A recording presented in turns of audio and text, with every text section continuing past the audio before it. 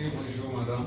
Et quel est le mot que vous allez encore adresser au public par rapport à ce que le président de la société civile vient de dire?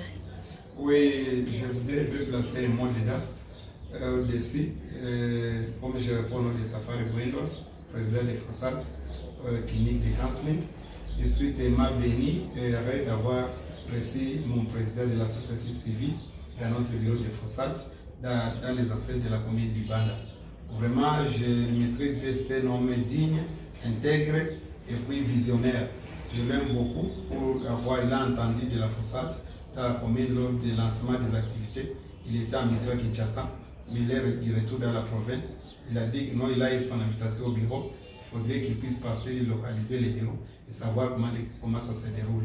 On a discuté en long et en large de qu'est-ce que les objectifs de la FOSSAT et de la clinique de counseling.